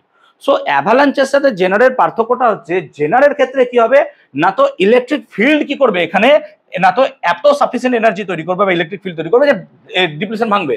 কিন্তু অ্যাভালাঞ্চের ক্ষেত্রে কি হবে, ওই ইলেকট্রন বা হোলস গুলো ওরা নিজেরা বন্ডকে ভাঙবে, ডাইরেক্ট রাপচারিং অফ বন্ডস। কথাটা এভাবে ইংলিশ ভার্সনে দেখবি পাবি, রাপচার বা রাপচারিং অফ বন্ডস, অর্থাৎ বন্ড গুলোকে একদম ভেঙে দেবে। এটা অ্যাভালাঞ্চে ব্রেকডাউনের ক্ষেত্রে হয়, কিন্তু এক্ষেত্রে কি হবে, ইলেকট্রিক ফিল্ড ওটাকে ভাঙবে। এবার ইলেকট্রিক ফিল্ড যদি এইটাকে ভেঙে ফেলে কত ভোল্টে, এবার ডিপেন্ড করছে আমি জেনারকে কেমন ডোপ করেছি। আমরা আগের দিন যে ডায়াগ্রাম পড়েছিলাম রিভার্স বায়াসের ক্ষেত্রে যদি মনে করে দেখতে পারো, আমরা দেখেছিলাম 100 ভোল্টে যাচ্ছিল, মনে পড়ছে যে 100 ভোল্টে গিয়েও ভাঙছিল। কিন্তু এমন জেনার ডায়োডে তো আমি ভাঙাতে পারি যে 5 ভোল্টে ভেঙে যাবে, হবে না, হতেই পারে, কারণ তার ডোপিং আমি চেঞ্জ করব, আমি ম্যাটেরিয়াল চেঞ্জ করবো। আরে এটা তো রিসার্চ, আমি তো এখানেই বানাবো আমি নতুন কিছু। তো আমরা এরকম ভাবে স্যার ব্রেকডাউন ভোল্টেজ মানে যে ভোল্টেজ অ্যাপ্লাই করছি, মানে ইলেকট্রিক ফিল্ড অ্যাপ্লাই করছি যাতে করে ভেঙে যাচ্ছে রিভার্স বায়াস অবভিয়াসলি, তাকে বলছি ব্রেকডাউন ভোল্টেজ। এবার যখনই ব্রেকডাউন ভোল্টেজে চলে আসবো, তার মানে এখানে এত ইলেকট্রন হোল বেড়ে যাবে যে হু হু করে কারেন্ট ফ্লো করবে, কিন্তু ভোল্টেজ আর চেঞ্জ করার দরকারই নাই। তখন দেখবো কারেন্ট ফ্লো করতে শুরু করে দিয়েছে অটোমেটিক্যালি, কারণ অলরেডি এত ভোল্টেজ ওখানে দেওয়াই আছে। কিন্তু কারেন্টটা কোন দিয়ে কাজ করবে, অপোজিটে, বিকজ তুমি রিভার্স বায়াসে কাজ করাচ্ছ। সেই জন্য যদি আমরা এক্ষেত্রে দেখি, দেখবো এখানে সব লেখা আছে যে যদি আমরা জেনারেটর অ্যাপ্লাই করি ডিপ্লিশন রিজিয়নের ক্ষেত্রে কি হয়, আমাদের রিজিয়নটা ভেঙে যায়। ঠিক আছে, তো ইন্টারনাল ফিল্ড যেটা ছিল, যেটা আমাদের ডিপ্লিশন রিজিয়ন আগের দিন আলোচনা করেছিলাম, আর এক্সটার্নাল ফিল্ড দিচ্ছি, তাদের জন্যই ডিপ্লিশন রিজিয়ন ভাঙছে এবং বিশাল large amount of charge carrier সেখানে ইলেকট্রন বা হোল জেনারেট করছে এবং তার ফলে কারেন্ট এখানে হিউজ হয়ে যাচ্ছে, প্রচুর পরিমাণে কারেন্ট হচ্ছে। যদি আমরা ডায়াগ্রাম দেখতাম, ডায়াগ্রাম দেখি যদি আমরা, সেই ডায়াগ্রামে তুমি এই পার্টটাকে যদি একটু ফলো করো, তাহলে দেখবে যে এই জায়গাটায় এসে ব্রেকডাউন হচ্ছে। এখানে যেমন ব্রেকডাউন ভোল্টেজ প্রায় 100-র কাছাকাছি আছে, মানে ও 100 ভোল্ট ওকে যদি তুমি অ্যাপ্লাই করো, ওখানে যদি তুমি ওকে 100 ভোল্ট, এখানে ডায়াগ্রাম ছিল সরি, এখানে যদি ওকে 100 ভোল্ট অ্যাপ্লাই করো, তবে এখানে ভেঙে যাবে, ভাঙবে, যেটা আমি আগের দিন আলোচনা করছিলাম, ভাঙবে এবং ভাঙার ফলে এত কারেন্ট তৈরি করবে সে যে এই জায়গাটায় কি হবে, দেখো ভোল্টেজ চেঞ্জ হচ্ছেই না কিন্তু কারেন্ট দেখো অটোমেটিক্যালি বেড়ে যাচ্ছে। এবার দেখো জেনার ব্রেকডাউন অ্যাভালাঞ্চে ব্রেকডাউনের থেকে কম। দেখো অ্যাভালাঞ্চে ব্রেকডাউন আরো বেশি যাচ্ছে, কেন বলতো, ও বন্ডকে ভাঙছে, অর্থাৎ বন্ড ভাঙবে তো আস্তে আস্তে সময় লাগবে, কিন্তু এখানে যখন এই জিনিসটা ঘটবে ইম্পিউরিটি আমার অনেক বেশি থাকবে, এ অনেক আগে ভেঙে যাবে। আমি ইম্পিউরিটি ম্যাটেরিয়ালকে চেঞ্জ করে এই ব্রেকডাউন ভোল্টেজটাকে আরো এইদিকে সরিয়ে আনতে পারবো, তাহলে কি হবে, আমাকে বাইরে থেকে এত ভোল্টেজ না দিলেও অল্প ভোল্টেজ অপারেশনেই এই কাজটা ঘটতে পারে। সো জেনারের ক্ষেত্রে আমরা এই জিনিসটাকে চেঞ্জ করতে পারবো। আই হোপ বোঝাতে পেরেছি, ক্লিয়ার। অ্যাভালাঞ্চের ক্ষেত্রে কি হয়, ইম্পিউরিটি লেস হবে, তুলনামূলক জেনার ইম্পিউরিটি লেস হবে, সেই কারণে কি হচ্ছে, অ্যাভালাঞ্চে অনেক দূরে গিয়ে ভাঙবে। অ্যাভালাঞ্চের ক্ষেত্রে ইম্পিউরিটি লেস হবে, the depletion layer is large. কেন লার্জ হলো, অপোজিট হয়ে গেল, প্লাস মাইনাস অ্যাট্রাকশনটা কমলো, ডিপ্লিশন কি হলো, আস্তে আস্তে বেড়ে গেল। সো একই জিনিস আছে, অ্যাভালাঞ্চেটাও বোঝালাম আর জেনারটাও বোঝালাম। দেখবে এখানে তোমার ইলেকট্রনস কজেস দ্য ভ্যালেন্স, এই যে accelerated electrons causes the valence electrons to push into the conduction band again, মানে কি ও বন্ডকে ভেঙে বার করে নিয়ে চলে আসবে, রাপচারিং অফ বন্ড সেখানে হবে এবং সে কন্ডাকশন ব্যান্ড ইলেকট্রনকে নিয়ে চলে যাবে, এবং এইভাবে আমরা একটা জেনার ব্রেকডাউন অ্যান্ড অ্যাভালাঞ্চে ব্রেকডাউন আমরা পাবো। এবার জেনার ব্রেকডাউন বা অ্যাভালাঞ্চে ব্রেকডাউন হয়ে লাভ কি হবে, হোয়াট ইজ দ্য পারপাস। দেখো এখানে ভোল্টেজ তোমার চেঞ্জ হচ্ছে না, বাট কারেন্ট তোমার হু করে বেড়ে যাচ্ছে। মানে তুমি যদি কোনো জায়গায় চাও যে কারেন্টকে নিজের ইচ্ছা মতো চেঞ্জ করতে পারবে এবং তুমি চাইছো সেই জায়গায় ভোল্টেজ ফিক্স থাকুক, you can. So voltage regulation এখানে হতে পারে। তুমি চাইছো কারেন্ট সমানভাবে থাকবে, কোনো চেঞ্জেস হবে না, যেমন ভাবে চেঞ্জ হচ্ছিল বাড়বে সেরকম ভাবে, তো কারেন্টকে রেগুলেট করতে পারবে। So both of the cases এখানে ঘটতে পারে, তুমি ভোল্টেজকেও রেগুলেট করতে পারবে, কারেন্টকেও রেগুলেট করতে পারবে, both of them can be regulated. কারণ এখানে পুরো দেখতে পাচ্ছ স্ট্রেট লাইন কার্ভ চলে যাচ্ছে। তো জেনারেল ব্রেকডাউনকে অ্যাচিভ করতে গেলে আমাদের দুটো কাজ এখানে ঘটতে পারে। এখন আমাদের প্রশ্ন হচ্ছে যে জেনারেল ব্রেকডাউনকে আমি কত আগে পেতে পারবো। কোনো কোনো ক্ষেত্রে 4 ভোল্ট, 5 ভোল্ট, 6 ভোল্টে হতে পারে। এখানে যেমন আমি টিপিক্যাল একটা 100 ভোল্ট দেখাচ্ছি, অন্যান্য জায়গায় সেটা কিন্তু অনেক আগেও ঘটতে পারে। ক্লিয়ার হলো? আই হোপ বুঝতে পারলাম। তো তাহলে এখানে কি দেখছি, even though the current is changing, current change হচ্ছে কেন, বিকজ কারেন্ট দেখো হু হু করে বেড়ে যাচ্ছে এক্ষেত্রে, বাট ভোল্টেজ কি থাকছে আমার fix, the voltage is constant, voltage change হচ্ছে না। Therefore zener diode in reverse biased is used as a voltage regulator. তাহলে এই প্রপার্টিটাকে আমি জেনার ডায়োডের ভোল্টেজ রেগুলেটর হিসেবে ইউজ করতে পারবো। আচ্ছা এখানে জেনার ব্রেকডাউনটা বলা আছে, একবার দেখে নিও, ঠিক আছে? ওকে, তাহলে এখানে জেনার ডায়োডের আমরা সেই ডায়াগ্রামটা এখানে দেখলাম, ঠিক আছে? তো যখন আমি ব্রেকডাউন ভোল্টেজের ওপরে যাব, মানে এটা ব্রেকডাউন ভোল্টেজ, যখন ব্রেকডাউন ভোল্টেজের ওপরে যাব ভোল্টেজের কোনো দরকারই নাই, সেক্ষেত্রে কারেন্ট কি হচ্ছে, একদম পুরোপুরি চেঞ্জ হচ্ছে, অর্থাৎ কারেন্ট খুব দ্রুত হারে বাড়ছে। বাড়ার কারণ কি বলতো পারবি? এই যে কারেন্টটা বাড়ছে কেন এখানে, প্রণয় পারবি কিসের জন্য এই কারেন্টটা হঠাৎ পেলাম কেন, বাড়লো কেন?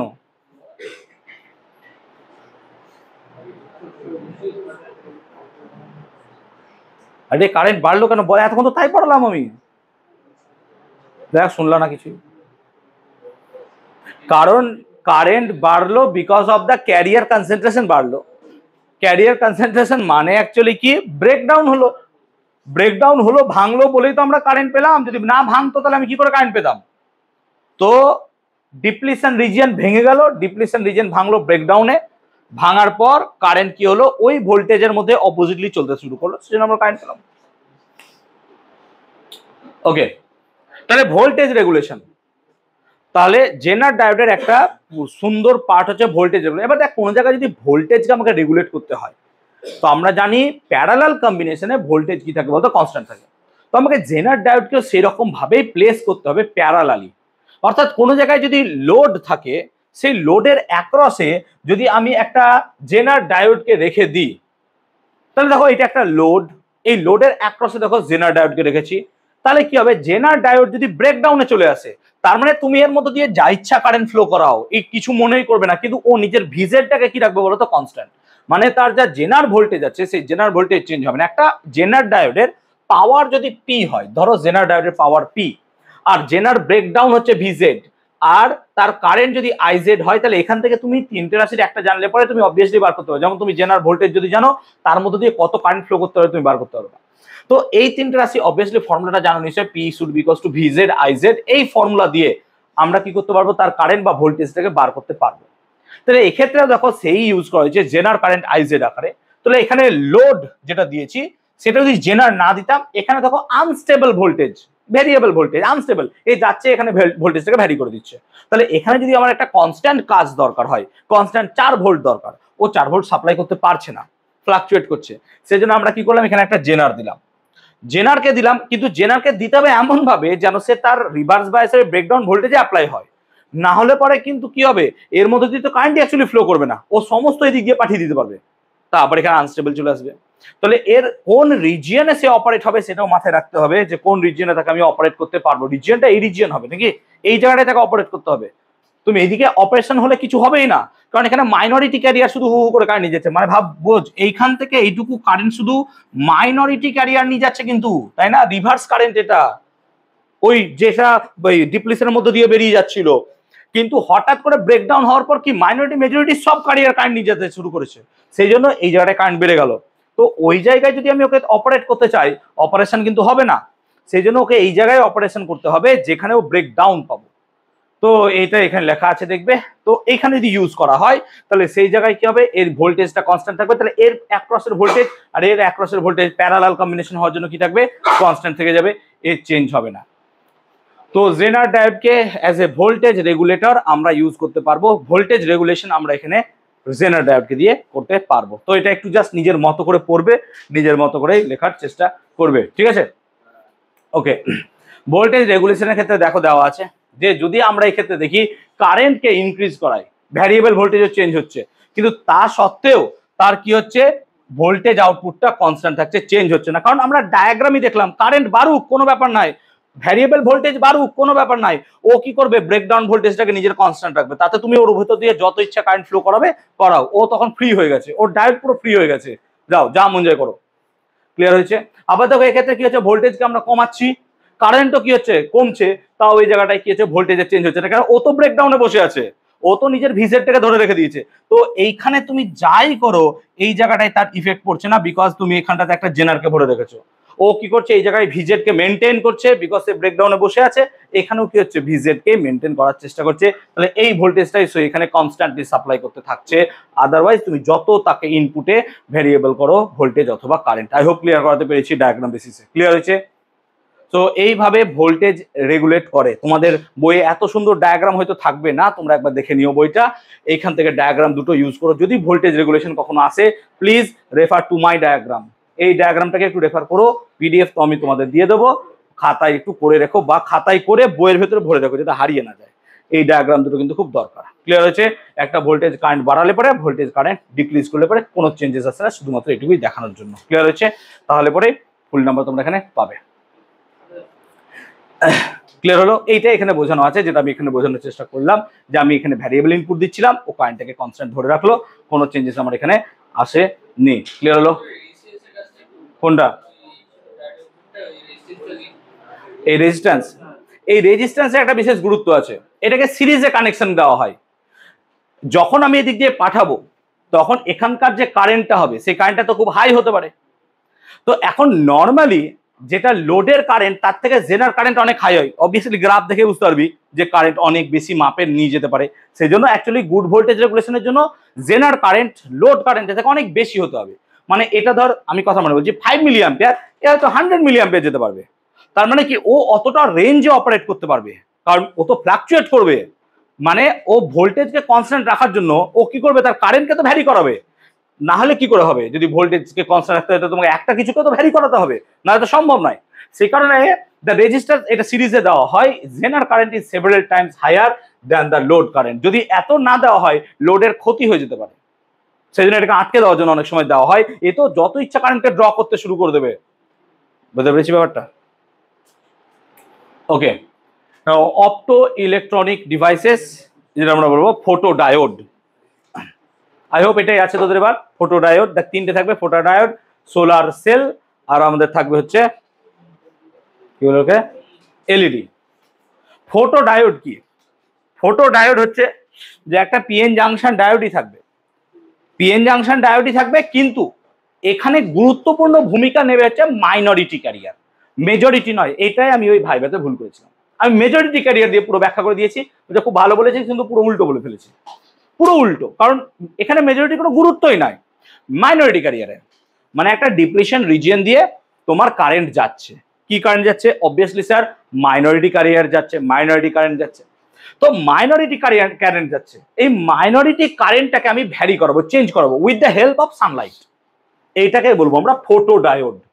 সো ফটো ডায়োড মানে বুঝতে পারছি এমন একটা ডায়োড যে ফটো মানে লাইটের উপর কাজ করবে, তাকে বলছি আমরা ফটো ডায়োড। এখন কোনো একটা ডিপ্লিশন রিজিয়ন বা একটা এরকম কোনো ডায়োড আছে, এরকম কোনো একটা ডায়োড আছে, এই ডায়োড আছে, এই ডায়োডের ওপর যখন আমি কোনো একটা ইরেডিয়েশন বা তোমার ইলুমিনেশন বা কোনো লাইটকে ফেলছি, তখন সেখানে কিন্তু thermally generated electrons and holes পাবে। এবার এই থার্মালি জেনারেটেড ইলেকট্রনস অবভিয়াসলি থার্মালিই হবে, কারণ তোমার এখানে যতটা এক্সট্রিনজিক মানে হচ্ছে কি এন টাইপ পি টাইপের যতটা ইম্পিউরিটি দেওয়া তো দিয়ে দিয়েছো, তুমি তো আর চেঞ্জ করতে পারবে না, ও তো ফিক্স। কিন্তু আমি যদি এখন এখান থেকে বাইরে থেকে রেডিয়েন্স ফেলি, তাহলে পরে এর কিন্তু কি হবে, minority career majority career change হবে, মেজরিটি থেকে মাইনরিটি ক্যারিয়ার। কেন বলতো? এখানে মাইনরিটি ক্যারিয়ারই তৈরি হবে, এখানেও মাইনরিটি ক্যারিয়ারই তৈরি হবে, কারণ এগুলো তো এক্সট্রিনজিকের জন্য মেজরিটি হয়ে গেছে। এবার যখন আমরা এখান থেকে লাইটকে ফেলছি, তখন এখানে কি হচ্ছে, some kind of electron whole pair generate করছে, এবং এই ইলেকট্রন হোল পেয়ার গুলো কি হচ্ছে না, তো আবার সেই ডিফিউশনের জন্য মাইনরিটি ক্যারিয়ার কোন দিকে যাবে, মাইনরিটি ক্যারিয়ার তো অপোজিট দিকে যায়।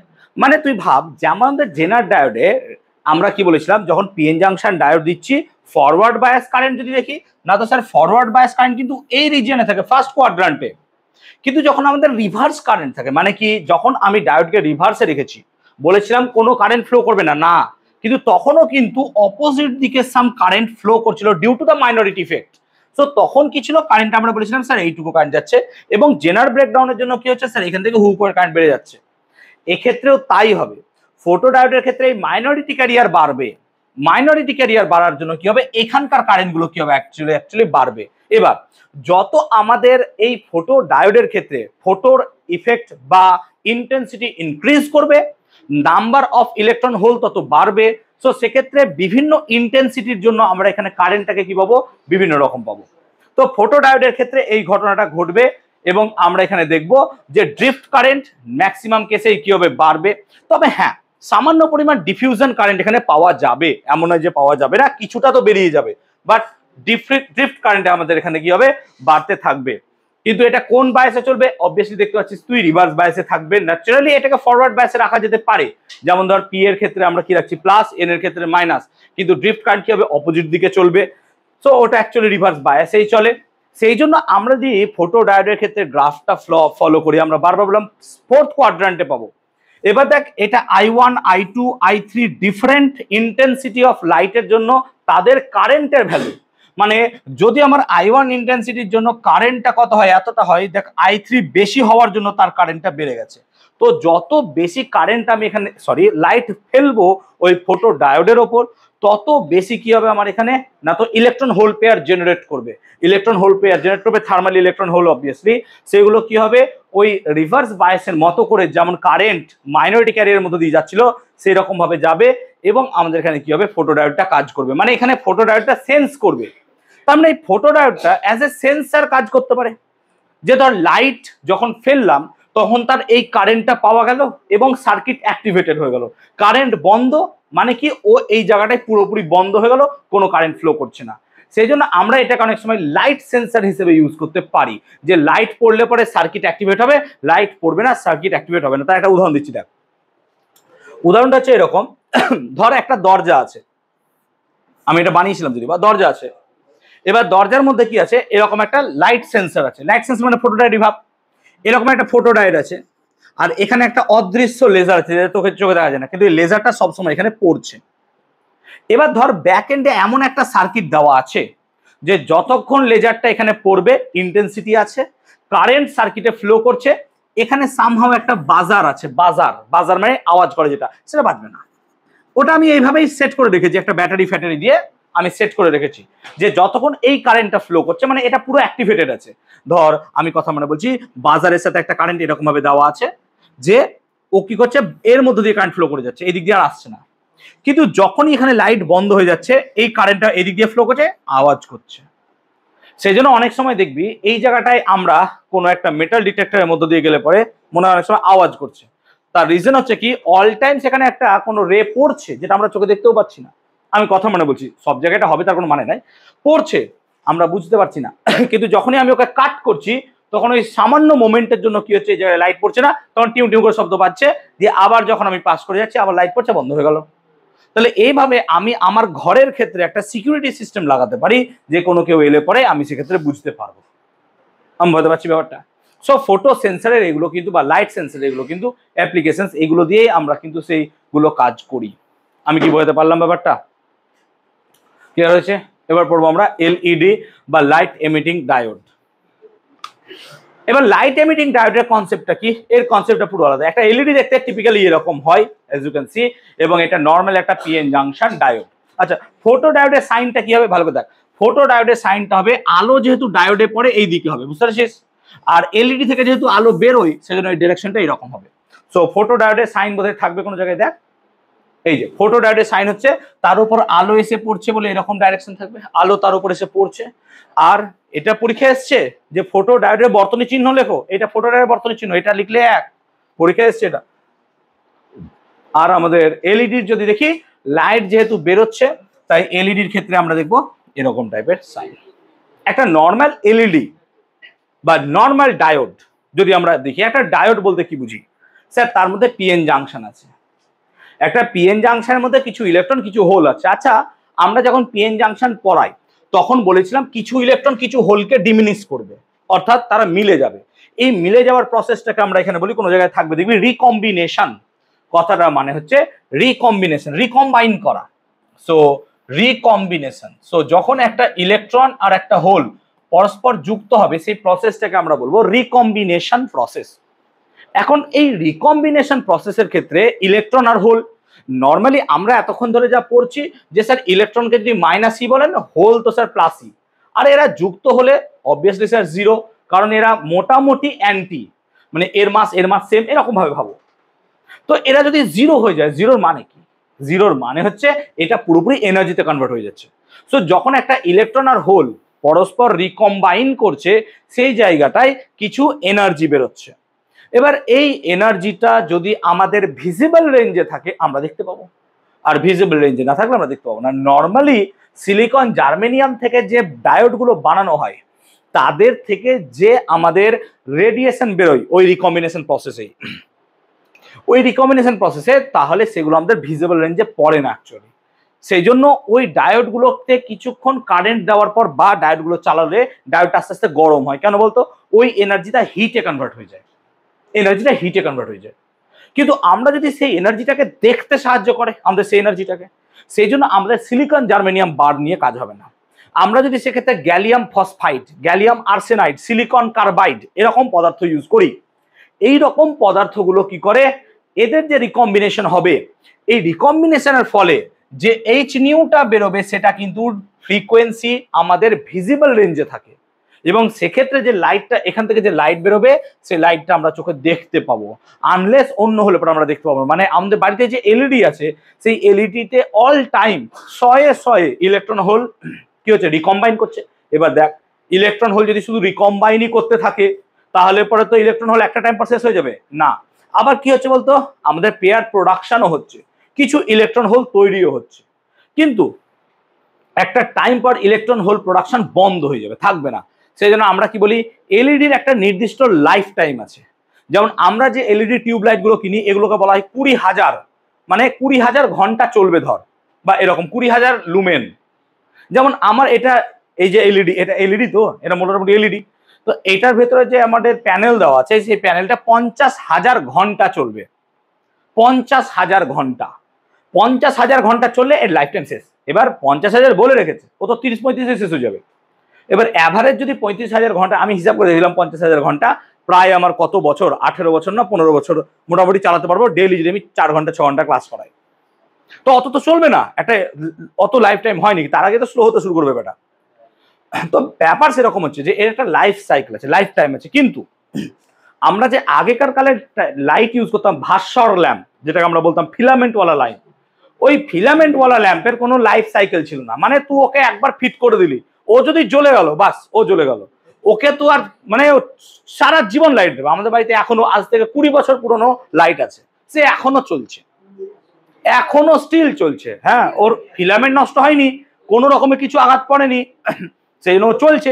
কিন্তু সিএফএল এলইডি এগুলো কেনার পর কিছুদিন পর নষ্ট হয়ে যাচ্ছে, এগুলো আস্তে আস্তে নষ্ট হয়ে যাচ্ছে। এবার এগুলোর পিছনে কারণও কি, যে এলইডি দেখো প্রথমত এর কারেন্ট কনজাম্পশন অনেক কম না, কারেন্ট কনজাম্পশন কম হওয়ার জন্য এটা আমাদের সাশ্রয়ী।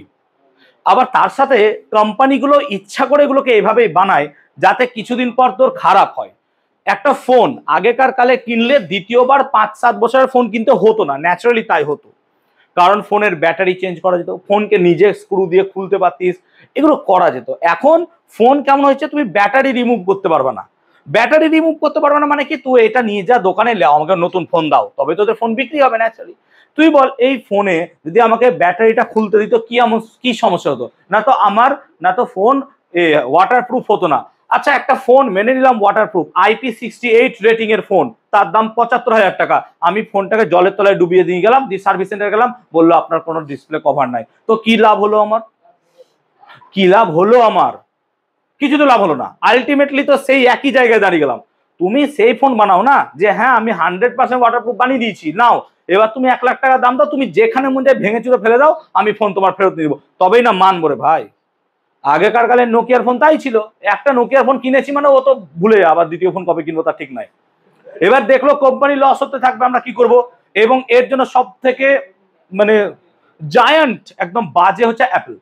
এই রাস্তা দেখালো গোটা দুনিয়াকে যে দেখো এইরকম করে দাও, বাস, তারপর এদের সব শেষ, তাই না? এদের সব শেষ। লাইক এখন মানে কি বলবো, যে আইফোন লোকের হিড়িক কেনার এমন। আবার দেখলাম কালকে কি একটা স্ট্যাটাস দিয়েছে, আইফোন আনবক্স করছে, 12 পাস করেছে হয়তো, বা 12 পড়ছে ছেলেটা, আমার কাছে মাধ্যমিক পড়তো, এখনো মানে পড়ে না, সায়েন্স নেয়নি। আইফোন 15, শঙ্কর আইফোন 15 আছে না, আইফোন 15, শঙ্কর হাতে আইফোন 15 মানায়, শঙ্কর হাতে আইফোন 15 মানায়, যে না ঠিক আছে, he is from that family, rich family obviously. আমি আইফোন 15 কিনলে লোকে বলবে যে স্যার আপনি আইফোন 15 কিনলেন কি করে, ন্যাচারালি। সবার হাতে নয়, সো বেসিক্যালি নয়। তো বেসিক্যালি এইগুলো মানে ওই কোম্পানির জন্য। এখানে তাই একটা ফিলিপসের এলইডি কিনতে যাব, তার দাম অনেক বেশি, আর নর্মাল এলইডি কিনবো তার দাম কম। এবার ফিলিপসের এলইডি সত্যি ভালো, ফিলিপসের এলইডি অনেকদিন চলে, নর্মাল এলইডি অতদিন চলে না। আচ্ছা বাদ দে। আচ্ছা, এলইডির কার্যকলাপ কি বোঝাতে পারলাম আমি?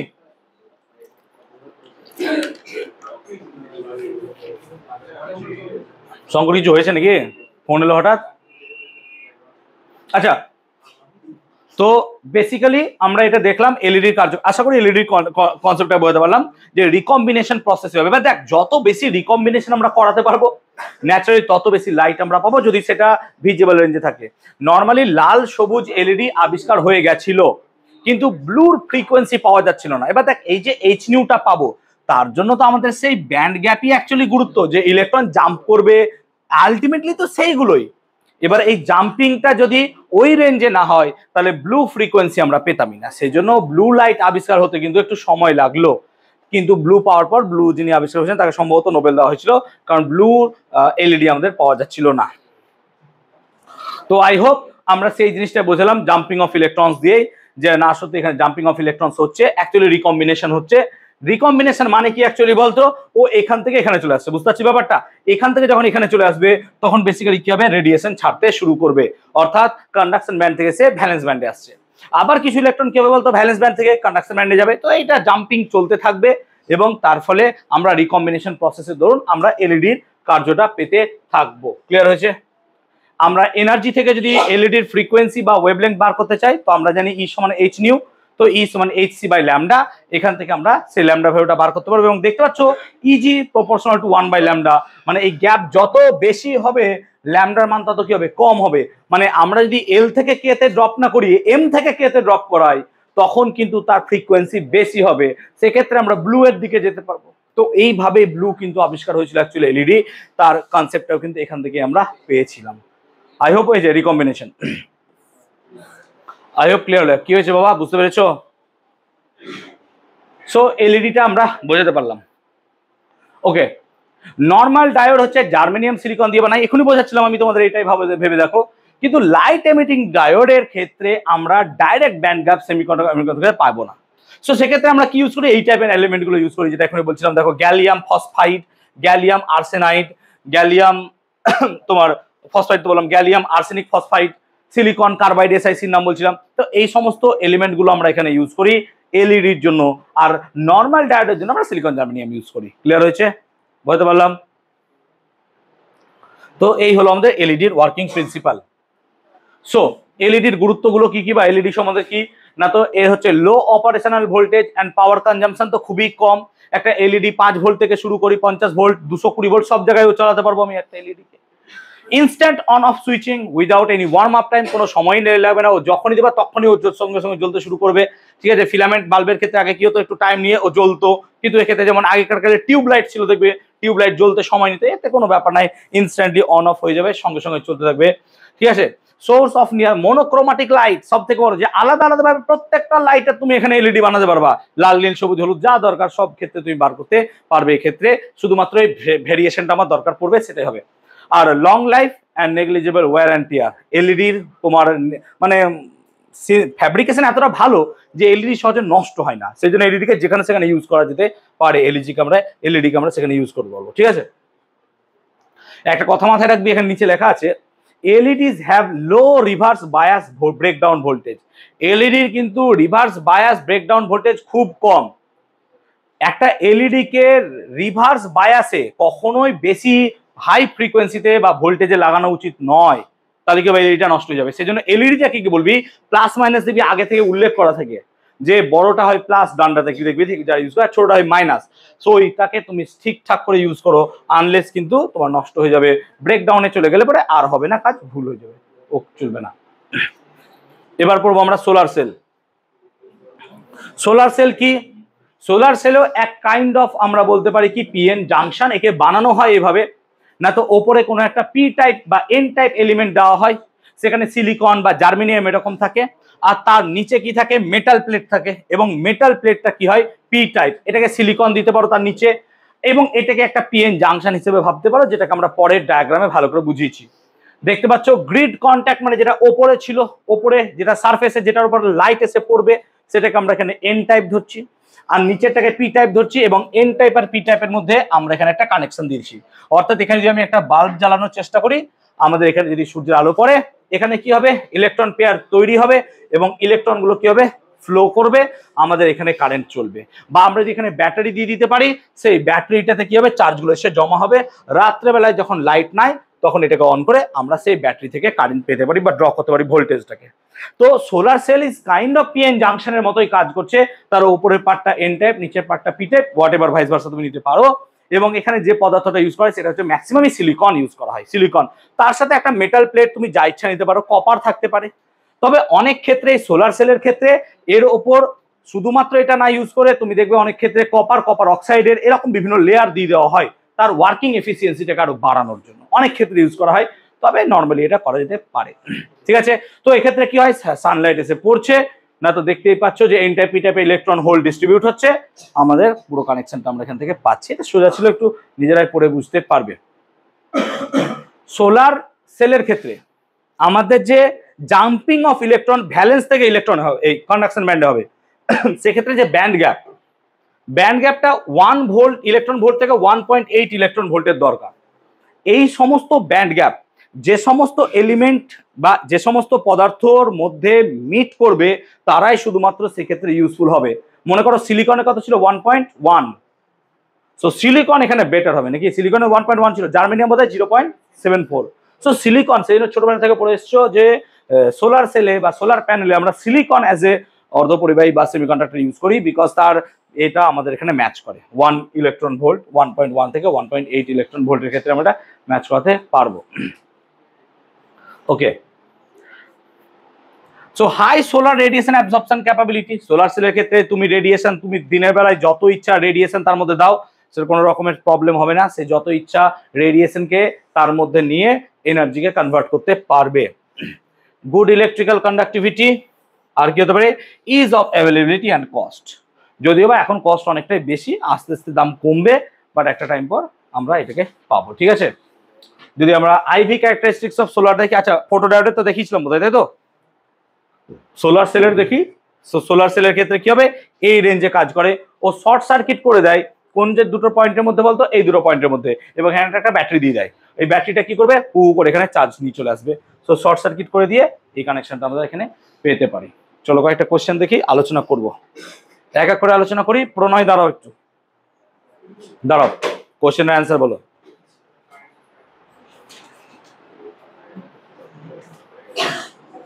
What is the current in the circuit shown? এখানে -4 আছে, এখানে -1 আছে, আর এখানে 300। ভেবে চিন্তে উত্তর দেবে, প্লিজ কথা বলবে না, ওকে বলতে দাও।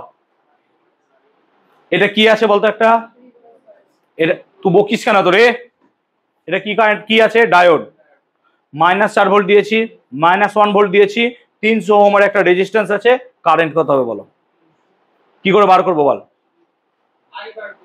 আই বার করতে হবে। চলো আই বার করবো, কি করে বার করবো বলো?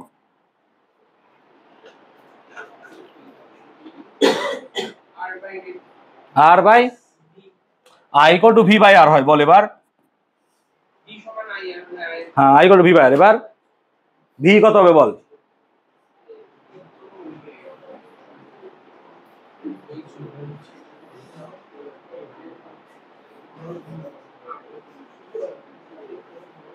পারবি বস? সমৃদ্ধ পারবে? সমৃদ্ধ ক্যালকুলেট করছে। এনিওয়ান, তু বাদে পারবে বলো? দেখছো, দেখো কেউ, এনিওয়ান? শোভিত, ফার্স্ট সেমিস্টার 32 মার্কস। ঋষিত, হ্যাঁ কি করে হলো বল, আমি তো সলিউশনে আসছি, তো হচ্ছে না, তুই বল।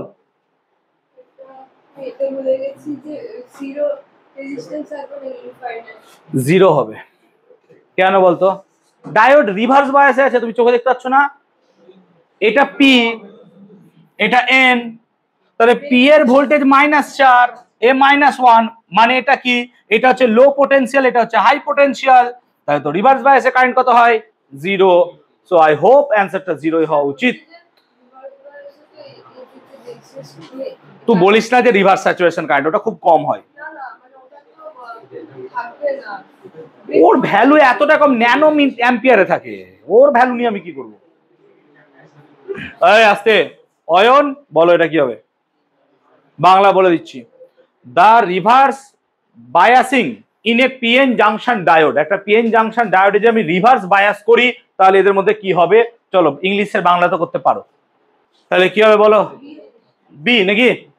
রিভার্স বায়াসে পোটেনশিয়াল ব্যারিয়ার বৃদ্ধি পায়, মানে আমরা গ্রাফটা দেখেছিলাম, যদি মনে থাকে গ্রাফটা কি হয়েছিল, বেড়ে গেছিল, মনে পড়ছে?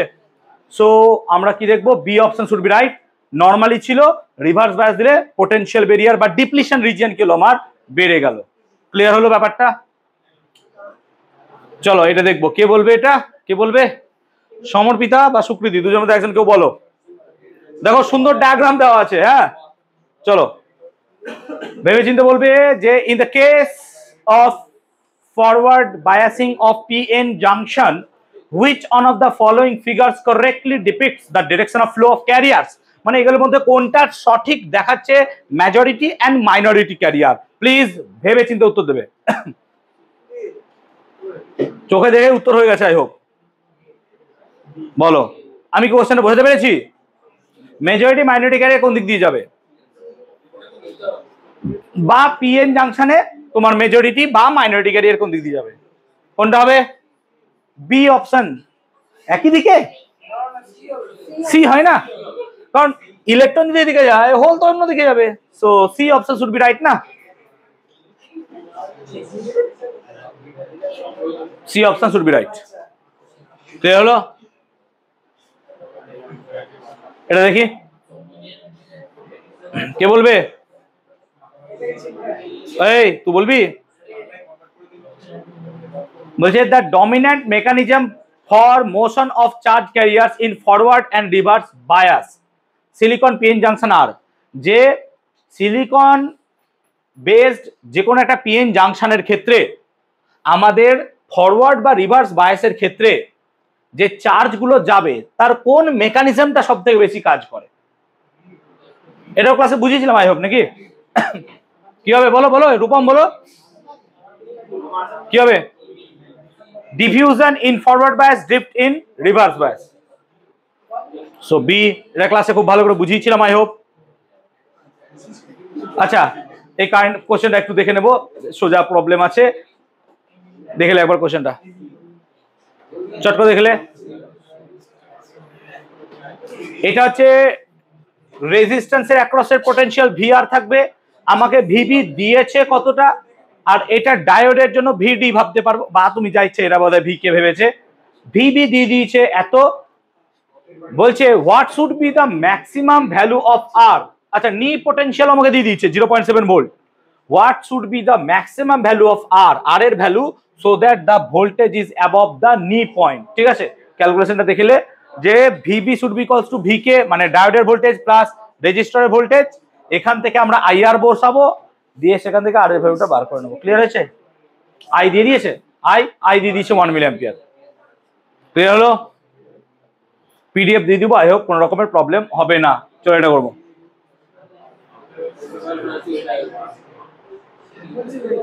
চলো এটা করবো। বলছে identify which of the following is reverse biased diode. কোনটাকে রিভার্স বায়াস হয়েছে? অরিত্র বলো তো কোনটা রিভার্স বায়াস, বলো ভালো করে দেখো। রিভার্স বায়াস মানে বোঝো, রিভার্স বায়াস মানে এটা যদি পিএন জাংশন হয়, এইদিকে সামহাউ লো থাকবে, এদিকে সামহাউ হাই থাকবে, তাই তো? লো পোটেনশিয়াল হাই পোটেনশিয়াল থাকবে, বলো।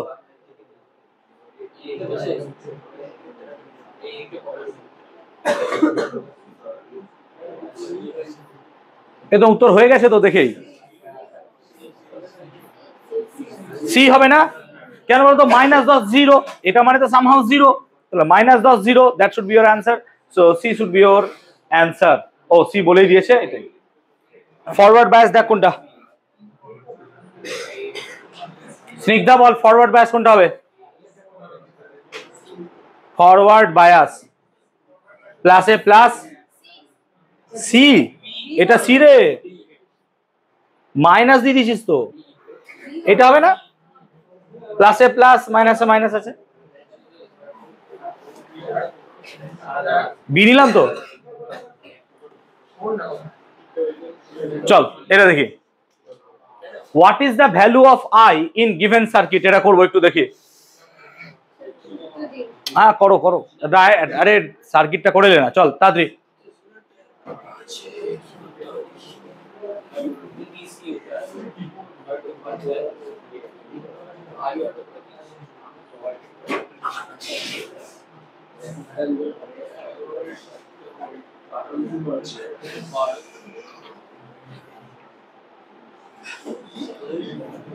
কি সলিউশন করা আছে?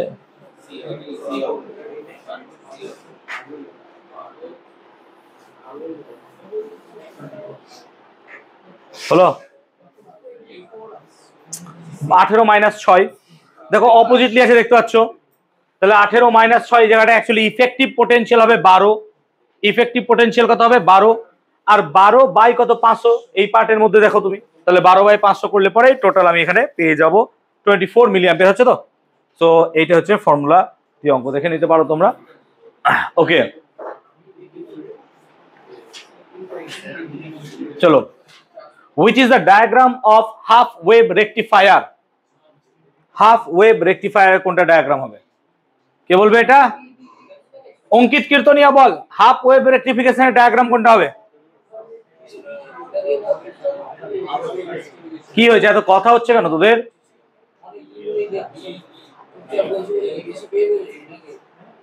অঙ্কিত হাফ ওয়েভ এক্ষুনি পড়ালাম তো, অপশন এ। ইয়েস আওয়াজ,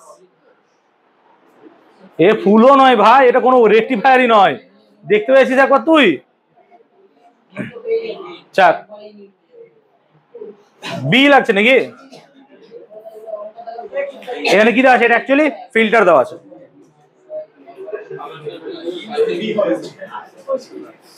সলিউশন দেওয়া আছে। Select the correct statement. চলো বল শুভ কি হবে? Select the correct statement. Bidirect দুই দিকে। In a full wave rectifier two diodes work alternatively. হ্যাঁ এটা ট্রু।